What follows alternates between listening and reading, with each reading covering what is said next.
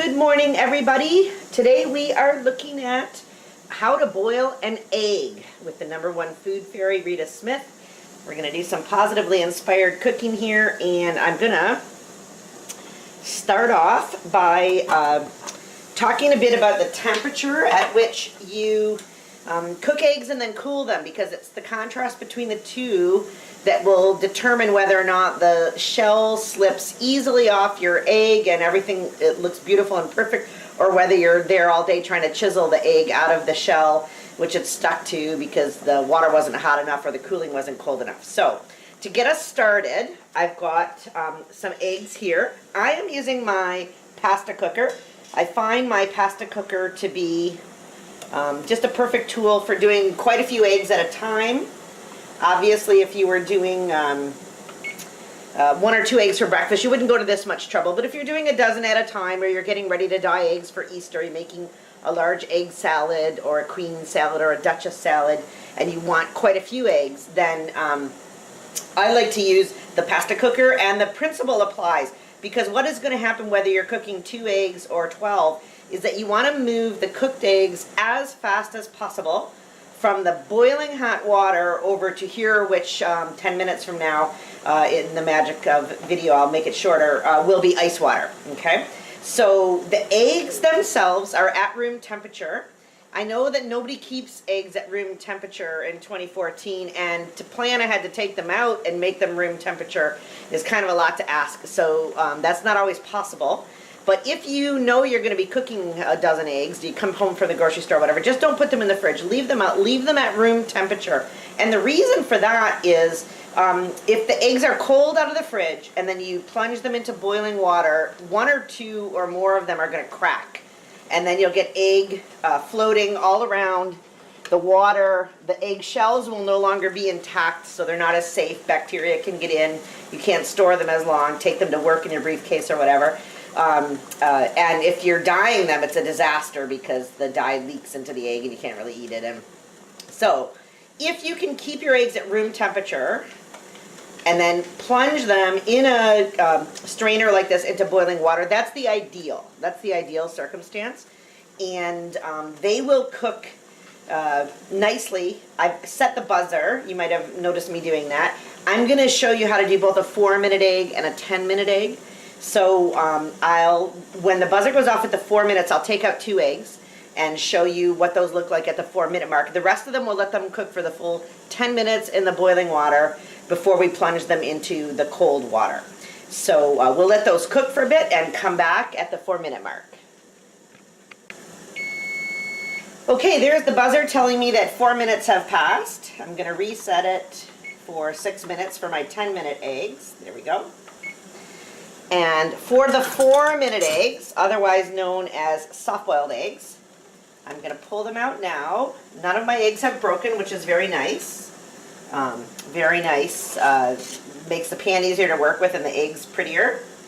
Okay, and I'm transferring them to the cold water. In fact, I could use a little bit more cold water in there. There we go. That'll cover the eggs. And this is important, I'll tell you why.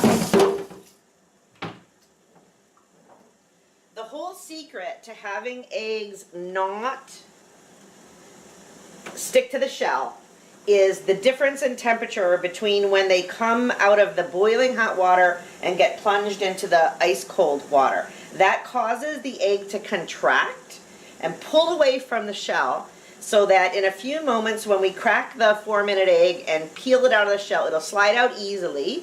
And if you're cooking these for company and you're providing breakfast for your guests, you don't want them to have to wrestle with their eggs. And you don't want to have to do that either.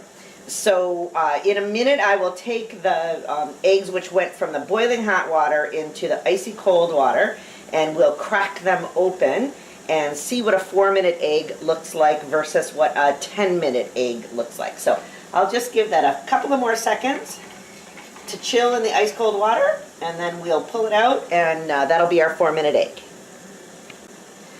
Okay, we're just a few seconds away from being able to take the eggs out of the boiling hot water and put them into the cold water. One of the things that I did want to point out is that if you're boiling eggs and nobody's taught you to do it properly before, that a person who'd never been trained or hadn't read anything in a cookbook or online might think that boiling an egg means that you put water and an egg in a pan and you boil it.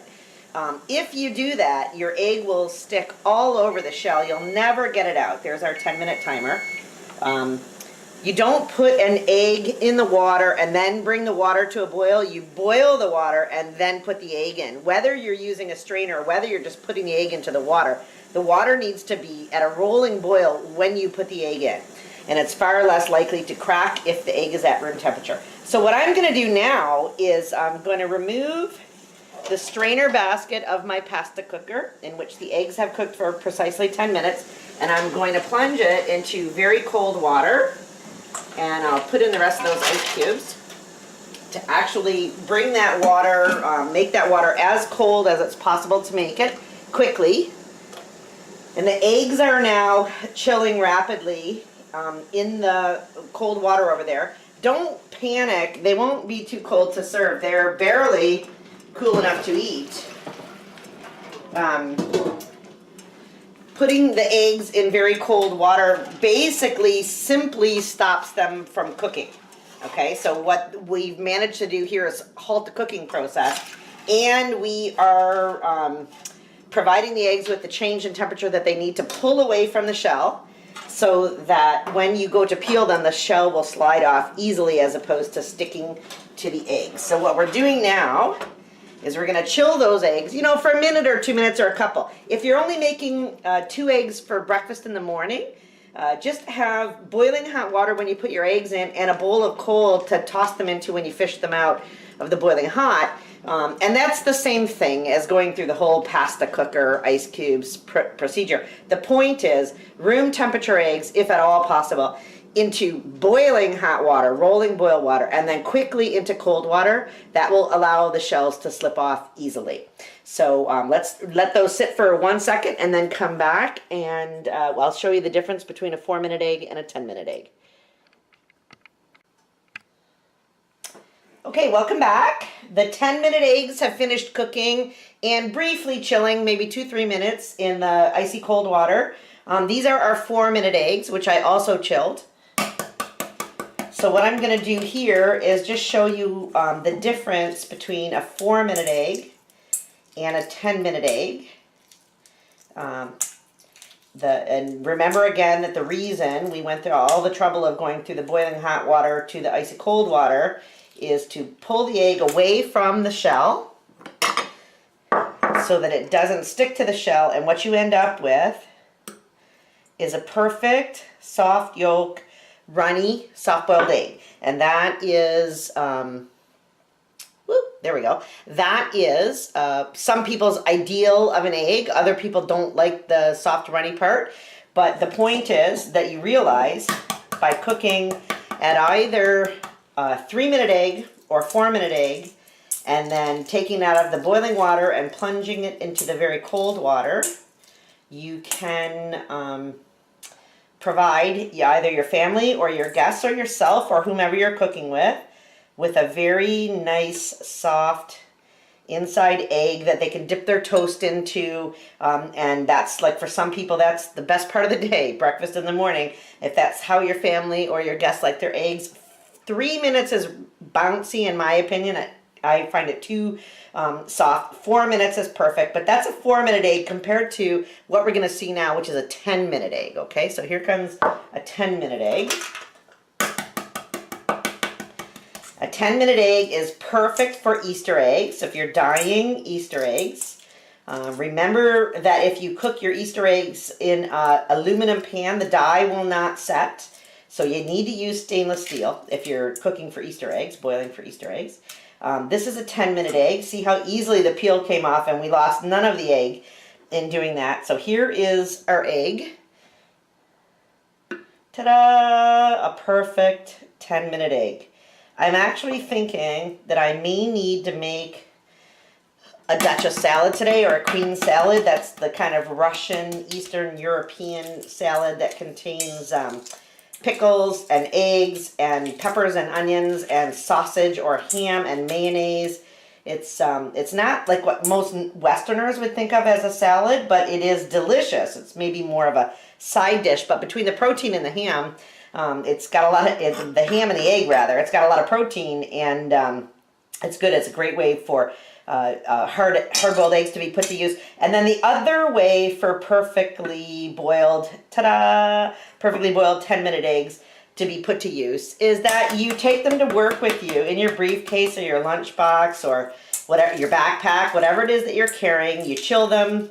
You can peel them at home and put them in a Ziploc, or you can peel them at work and throw the peels away. You always want to have salt and pepper handy because I don't think too many people enjoy eggs without at least a little bit of salt and some pepper. So if you're peeling them, you're packing them in the shell. You want to make sure you've got access to some salt and pepper, some ketchup or salsa or whatever you put on the eggs. But here you go. You can put that into a bag and carry it in your backpack or your briefcase. Eat it in a meeting that's going longer than you thought it was going to go. When everybody else is reaching for a chocolate cookie, chocolate chunk, chocolate chip. Oh my God, some of the chocolate cookies I've seen in meetings, they'd kill you. People are eating that and then a half of an hour later they're nodding off. If instead you have on you a couple of hard-boiled eggs, that'll get you through an hour or two of a work day. They're great at lunch, they're great in salads, they're great in egg salad on sandwiches. Kids like them, especially with ketchup. Don't be afraid of ketchup. If your kids won't eat eggs with any other way except with ketchup, give them the ketchup for God's sake. So there you go. We have a 4-minute egg and we have a 10-minute egg. And no matter how you slice it or peel it, they're nutritious, they're low calorie, there's a little bit of fat considering that there is cholesterol in the yolk. Some people eat only the whites. But, you know, ounce for ounce, eggs compared to just about any other substance you can put in your body are a good substance. And everybody, I think, could eat a few more of them, especially in place of a high-fat, high-sugar granola bar or a high-fat, high-sugar chocolate bar or a can of pop. A hard-boiled egg is a great thing to have on hand when you're hungry and don't have time to cook. They'll keep and get you through the day. So good luck with your eggs. Remember, room temperature eggs into rapidly boiling water, straight from the water into the coldest water you can manage, and then the peel will just fall right off. Good luck, be confident, have fun cooking. Eggs are cheap, eat lots.